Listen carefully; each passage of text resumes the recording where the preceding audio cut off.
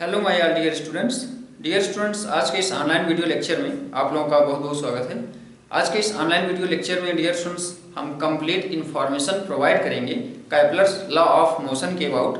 Dear students, इसके पिछले के लेक्चर में लेक्चर नंबर 16 में हमारा कैपलर्स लॉ ऑफ मोशन का ऑल कॉन्सेप्ट कंप्लीट नहीं हो पाया था।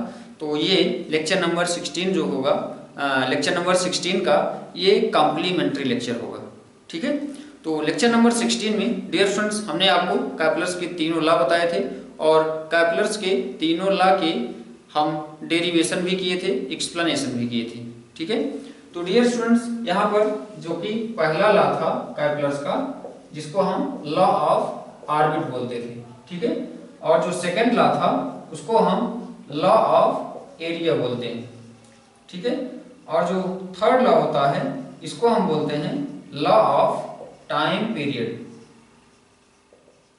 ठीक है, तो dear students law of orbit में हमने आपको बताया था कि जो प्लैनेट्स होते हैं वह सन के अराउंड इलिप्टिकल ऑर्बिट में रिवॉल्व करते हैं।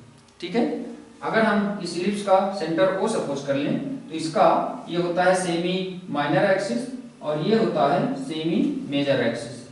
ठीक है, तो डियर स्टूडेंट्स अगर हम इसको ए सपोज कर लेते हैं तो ये भी आपका होगा ए।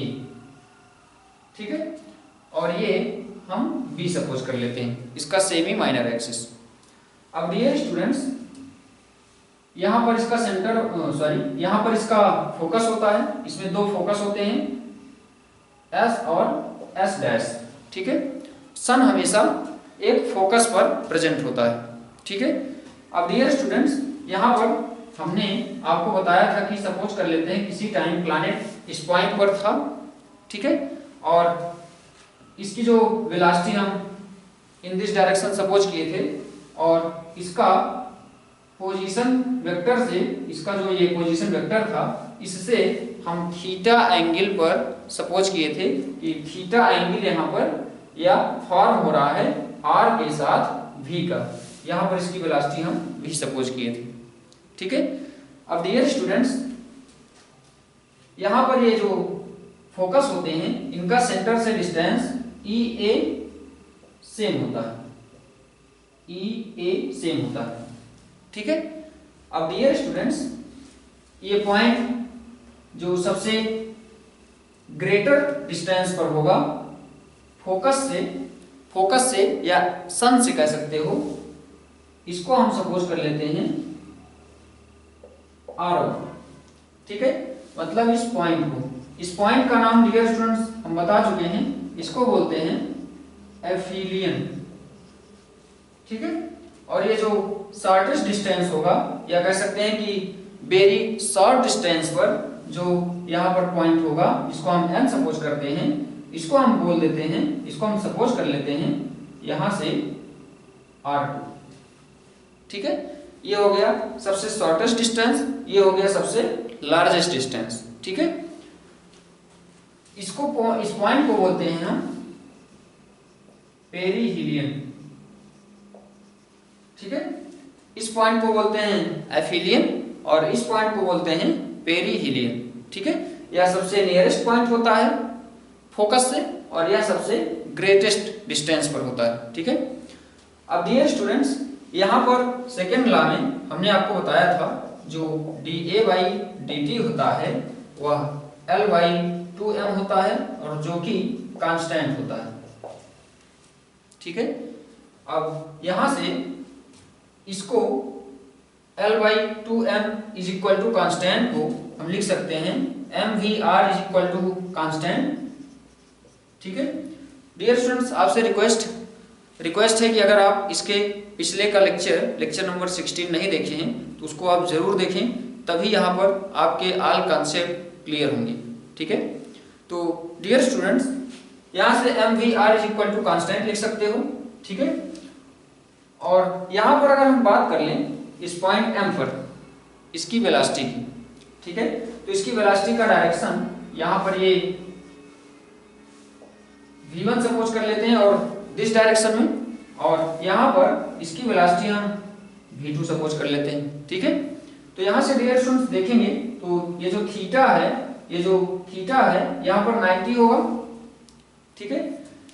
v के साथ r का यहाँ पर ये r1 इसका पोजीशन वेक्टर हो जाएगा, और r1 के साथ इसकी वेलोसिटी का, r1 के साथ इसकी वेलोसिटी का जो एंगल ड्रॉप होगा वह 90 होगा, ठीक है।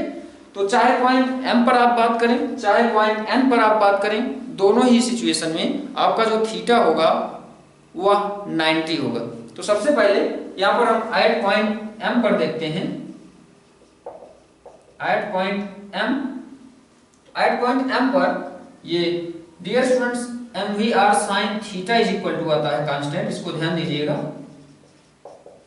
तो थीटा इज इक्वल टू यहाँ पर 90 होगा एट पॉइंट m पर, तो mvr sin 90 की वैल्यू 1 इज इक्वल टू आपको कांस्टेंट मिलेगा, और यहाँ पर इसकी वेलोसिटी v1 है और यहाँ पर पोजीशन वेक्टर r1। तो डियर स्टूडेंट्स इसको हम सपोज कर लेते हैं इक्वेशन नंबर 1, ठीक है। अब एट पॉइंट n पर देखें, एट पॉइंट n पर देखें तो यहाँ से आपको थीटा की वैल्यू फिर से 90 मिलेगी, और यहाँ से m2 v2 r2, यहाँ पर डियर स्टूडेंट्स m2 नहीं होगा, ध्यान दीजिएगा। यहाँ पर मास ऑफ प्लैनेट, जो प्लैनेट का मास यहाँ पर है वही मास यहाँ पर भी होगा, तो m v2 r2 is equal to constant, ठीक है।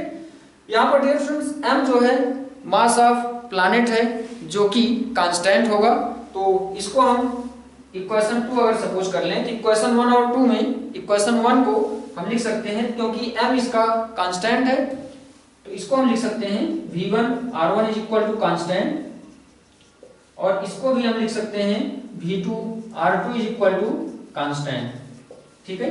इसको हम दूसरे फॉर्म में ऐसे भी बोल सकते हैं v1 r1 is equal to v2 r2, ठीक है। अब डियर स्टूडेंट्स v1 इस पॉइंट पर इसकी वैल्यू माने हो, और v1 r1 के इनवर्सली प्रोपोर्शनल, ठीक है। v1 r1 के इनवर्सली प्रोपोर्शनल का मतलब v1 की वैल्यू यहाँ पर वेरी वेरी लेस होगी, ठीक है।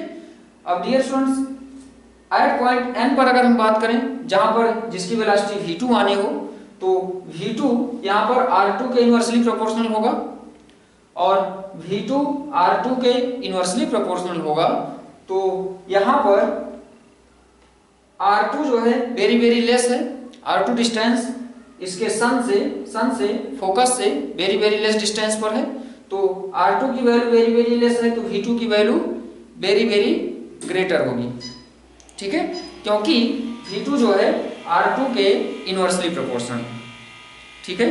तो डियर स्टूडेंट्स यहाँ पर हमें रिजल्ट ये मिलता है कि जो प्लैनेट्स इसके सन के जितना क्लोज होता है, इसके फोकस के जितना क्लोज होता है, उसकी वेलोसिटी उसी ऑर्डर में उतना ही ग्रेटर होती है या लार्ज होती है, ठीक है। तो डियर स्टूडेंट्स यहाँ पर ये आपके कुछ इंपॉर्टेंट कॉन्सेप्ट, इंपॉर्टेंट रिजल्ट इसके पिछले लेक्चर में नहीं कंप्लीट हो पाए थे, नहीं कवर हो पाए थे, तो इसलिए यहाँ पर आज के इस लेक्चर में डियर स्टूडेंट्स आपका कैपलर्स लॉ कंप्लीट हो गया, कंप्लीटली यहाँ पर डिस्कस हो गया, ठीक है। तो इस लेक्चर को हम यहीं पर स्टॉप करेंगे। अब डियर स्टूडेंट्स आप लोग इसको रिवाइज करेंगे। Thank you very much.